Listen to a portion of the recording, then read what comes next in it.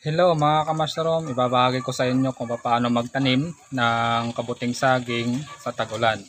Bali ngayon ay ganito yung panahon natin, maulan, malakas yung hangin habagat at makikita ninyo na talagang umuulan.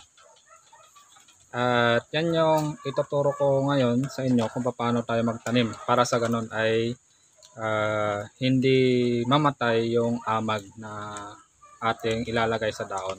Mga kailangan nating materyales ito. Ito yung mga kailangan nating materyales. Ayan, plastic na yung plastic ng sako, ganyan. Pinutol lang natin yan.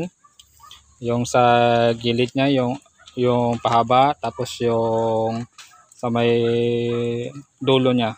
Ayan, tapos yung isang side hindi natin kukuntingin. Tapos sako na basa, ipit. Bakit merong ipit? Para sa ganon ay kahit na malakas yung hangin, pag bumabagyo ay hindi bubukas yung ating plastic. Ayan, hindi may bubuka ng hangin na malakas. Tapos binhi. Ayan, binhi natin. Tapos ito mga pangpainit, darak. Kung wala kayong darak ay chick booster at lime. Tapos dahon ng saging na binabad sa 5 oras. O nasa inyo na kung ilan yung sinabi ng pinagbilan niyo ng binhi ay nasa inyo na. Pero sa akin, kung kayo sa akin ay bumili kahit anong oras basta hindi lang bababa sa 4 na oras yung pagbabad natin ng dahon ng saging. And then mayroon din ako dito na molasses na may tubig. Yan. Kung wala naman, okay lang naman. Kung gusto niyo naman maglagay ng ito, mayroon akong video para paano gumawa ng ganito. Una sa lahat ay ang paglalagyan natin o yung bed na ating gagawin ay dapat nasa silong. Pag ganitong tag-ulan ay kinakailangan ay nasa silong nang sa ganon ay mabawasan yung lamig ng papasok sa ating bed. At ito yung binhi na ating gagamitin. Ilagay lang natin sa lalagyan na mayroong darak at yan na rin chick booster at lime. At hindi nyo na kailangan magdagdag pa ng dahon dahil ito ay napakainit sa ating bed pag nailagay na. At masustansya rin ito na pagkain ng ating mushroom, karagdagan na pagkain nila. At ito, naihalo-halo ko na at napakalit lang yung aking paglagyan kaya yung iba na nahalo na ay nilagay ko kanina sa sako. At ito, ready na para tayo ay magtanim. Kumuha tayo ng dahon at ito ay naputol-putol ko na pala ng 12 inches o nasa 10 inches. Nasa inyo na kung 12 or 10 inches. Ganito lang ang ating gagawin. Yung pagkatapos na natin siyang naibabad ng 5 oras o 4 na oras ay pwede na natin siyang taniman. Bali ang pagtatanim natin ng ganito ay nasa gilid at nasa inyo na kung gaano karami. Sa akin kasi ay marami naman akong binhi kaya ganyan ako maglagay. Pero kung gusto niyo naman ng maramihan ay konti-konti lang yung inyong paglagay. Bawat dangkal ay maglalagay kayo ng konti. At pagkatapos ay isprehan natin siya ng molasses na may tubig. At ganyan lang yung paglagay natin ng molasses, ini-spray lang yan. At yan ay nakakatulong sa pag-develop ng ating amag. At yan na rin ay pagkain din nila. At sabi daw ng mga iba ay nakakatulong ito o mas masarap yung kabuti, medyo matamis-tamis dahil nga mayroong molasses. Ganyan. So, yun yung mga experience ng iba na naglalagay ng molasses. Medyo may texture yung kabuti na may pagkatamis. Ganyan. So, ito ay organic na inaano natin. Ganyan. At pagkatapos ay papatungan natin siya ulit ng isang patong. pangalawang layer. Ganyan lang kasimple yung ating paggawa o pagtatanim ng kabuting saging. Bali ito palang dahon na ito, dahil mahirap sa aming lugar, ang ginawa ko ay pinapaulanan ko siya dahil habagat naman at naulan dito sa amin, ay tuloy-tuloy yung ulan. Ito ay aking pinaulanan na lang dahil hirap din sa tubig dito sa aking lugar. At sabi ng iba, kung nabasa daw ng ulan ay hindi na pwede. Pero pwede naman siya. Ayan, ito nga binabad ko sa ulan, pinaulanan ko ng pinaulanan. At walang masama sa tubig, ulan. Pag nandito sa probinsya ay maganda. Ganyan yung ating paglalagay ng dahon ng saging. At pagkatapos, lalagyan natin siya ulit ng binhi sa ibabaw. Bali ang paglagay natin ng binhi ay gilid-gilid lamang, dahil yun ay pag nag-amag ay hanggang sa gitna ay magkakaroon na rin ng amag, at saka mas mabilis siyang makakalabas yung amag niya para magkaroon ng tubo na kabuting saging. At sa tag-ulan ay tandaan ninyo na ang pagpapatubo natin ng kabuting saging ay dapat nasa silong. Huwag kayong magtatanim pag ganito na kalit lang yung bed ninyo, ay huwag kayong magtatanim doon sa parte o space o lugar na naulanan yung ating bed, para sa ganun ay maiwasan na rin yung paglamig o mabawasan yung init sa loob ng ating bed. Kung wala namang ganito na gilid ng bahay, ay maaari din kayo naman maglagay ng lilim sa ibabaw ng bed, basta ang wag nyo lang ididikit sa bed ninyo yung gagawin ninyong silong o kaya yung yero, kasi pag umaraw naman ang tendency ay sobrang init naman. Pag umuulan naman, yung lamig ng yero ay may transfer doon sa ating bed, kaya dapat ay medyo malayo yung pagitan, nasa 1 feet o 2 feet yung layo sa ating bed, yung taas niya, para sa ganon ay maiwasan yung sobrang lamig o sobrang init. Ganyan lang yung pagtatanim natin ng kabuting saging. Paulit-ulit lang natin na gagawin yung proseso.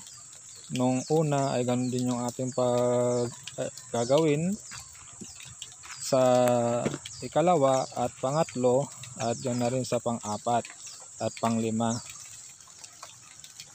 At yung pang-last ay ilalagay ko na yung dahon na wala nang ilalagay na binhi. Tapos ganyan ulit, i-sprayan natin ng molasses. Bawat layer ay mag-spray tayo ng molasses.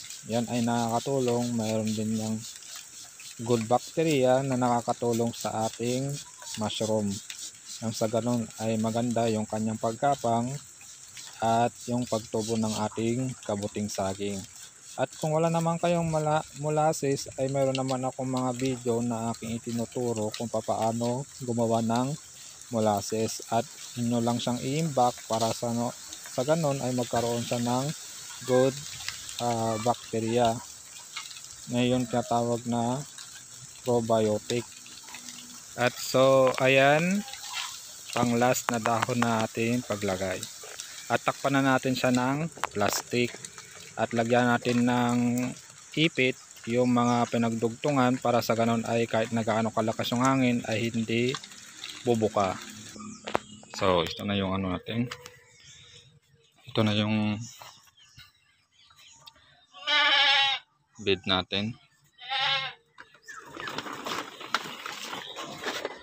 Titingnan natin kung gaano nakakapal yung kanyang amag.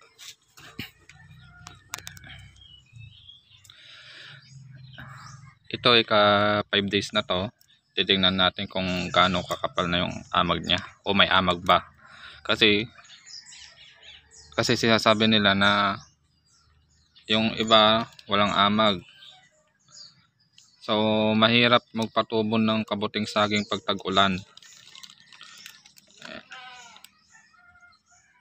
So ito na yung resulta natin na nilagyan ng mga pangpainit.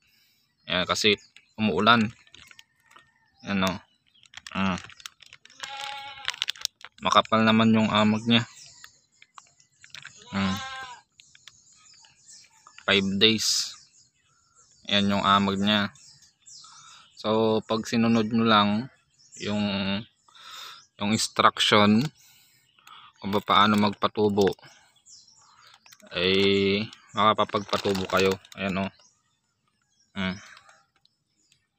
Kapal ng amag niya. Ay yan, kapal ng amag, 5 days. Yan.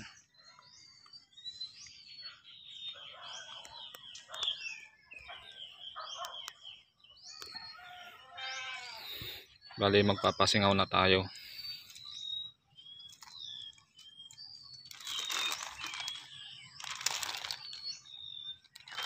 Ano, hanggang dito sa may ibabaw.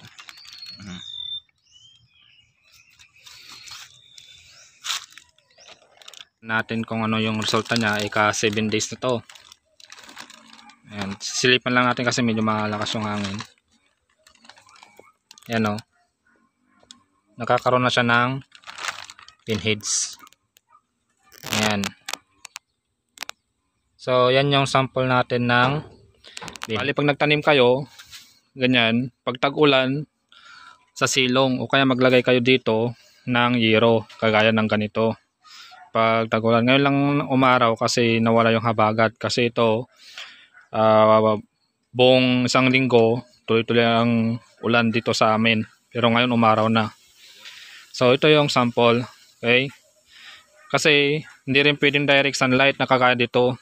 Pag direct sunlight to matutuyo yan, gilid niya matutuyo yan sa loob, kaya iwasan yung direct sunlight. Doon kayo magpatubo sa malilim.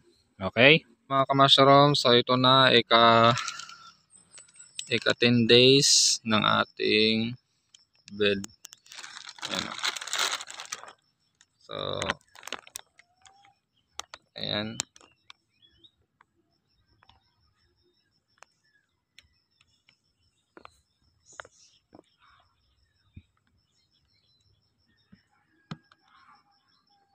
After 10 days.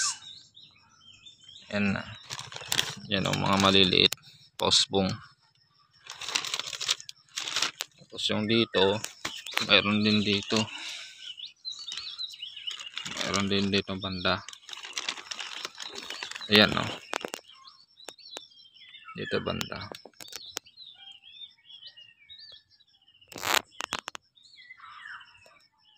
Ayan. So yan yung update natin. Bali bukas ito pwede nang i-harvest. Good morning. Ito na yung ating tanim na pulba. At atin na siyang alisin yung kanyang sipit.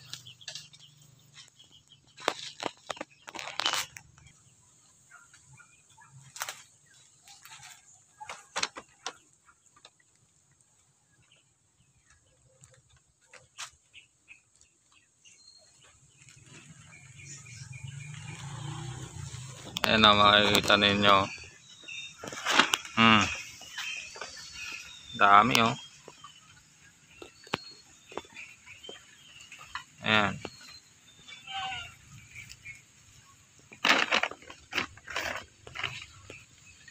So, ayan oh, dami oh.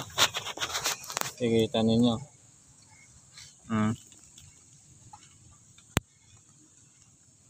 Lalaki.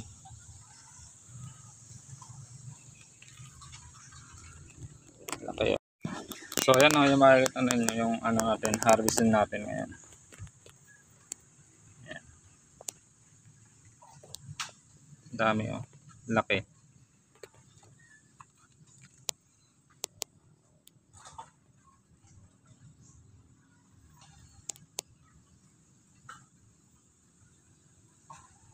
Pati ito o, dami o.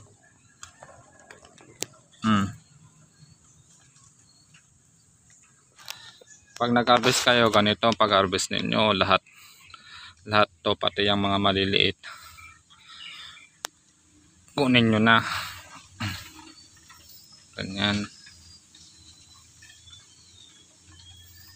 yung pag-harvest ninyo, kunin nyo lahat yan.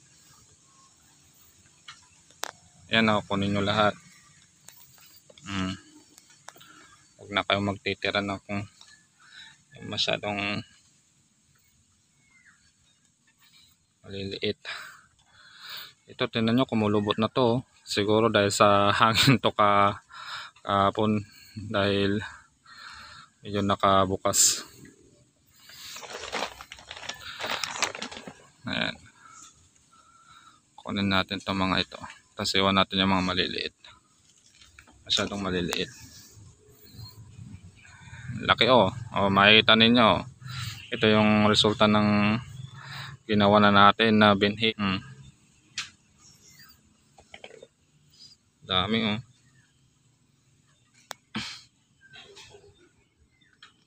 Dami.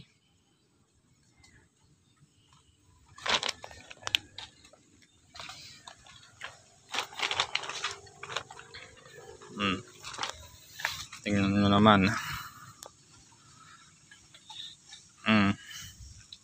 Sabi na ng iba, pag nag-harvest daw, hugot-hugutin nyo dito sa baba.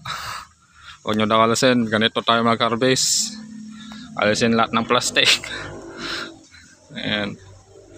Alisin lahat ng plastic. Nangaasar na naman tayo sa mga ibang mushroom grower. Ayan, dami oh. Ang ganda magpitas ng ganito pag ganito yung tubo ng sabid. Ito makita nyo, hindi naman problema yung binhi kung gaano karami yung nilagay ninyong binhi. Tingnan nyo naman oh, kung gaano karami yung tumubo. Tapos sasabihin daw sa binhi. Tingnan nyo, parang 1/2 na to eh. Tapos 1 meter lang ata to. Pero ang dami ng tumubo. Kapanaban na ganyan yung harvest mo na karami, hindi ka ba matutuwa? Diba? Harvestin natin to. So nagsabi na kunti, ang dami oh. Ang laki pa oh. Laki.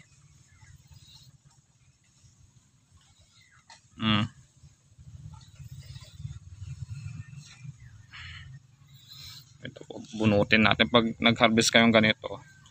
Bunutin nyo lahat. Huwag nung titira yung mga ganyan. Pag matutulis na ganyan, bubuka na yan mayang hapon. Ay kung inuulit-ulit, pag ganyan na matutulis, bubuka na yan. Pero pag mga ganitong bilog-bilog pa lang, hindi pa naman. Yung mga ganito, hindi na to lalaki. Ganyan, bilog-bilog. Dami. Tingnan nyo naman oh, dami na ating na-harvest. Dami oh, mga ka-mushroom. Ang dami oh. Dami pa dito oh. Tingnan nyo naman. Diba? Sarap mag-harvest ng ganito karami yung tubo niya. Yan oh. Ganda. Yung kumpul-kumpul na ganyan.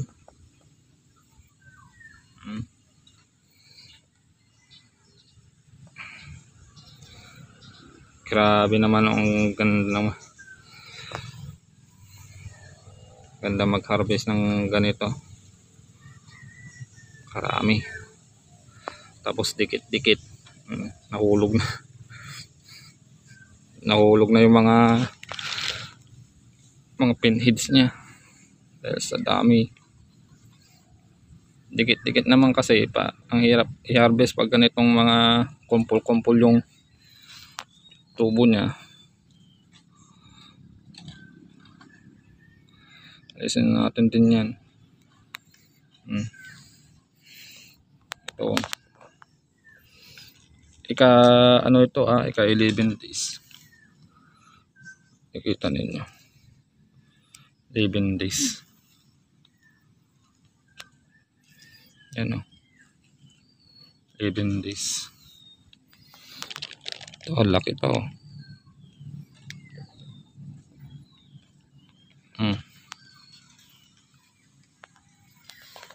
natin kung mayroon pa sa baba. Mayroon pa tumutubo sa baba, oh. Kita mo. Yan. Mayroon pa sa baba.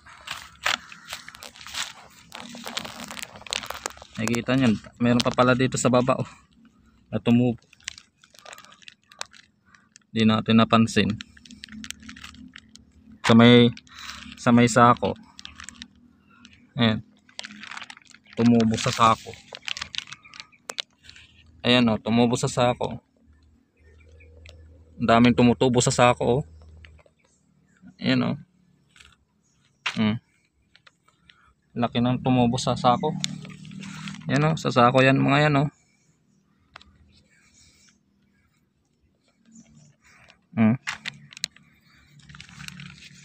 Sa mga sako.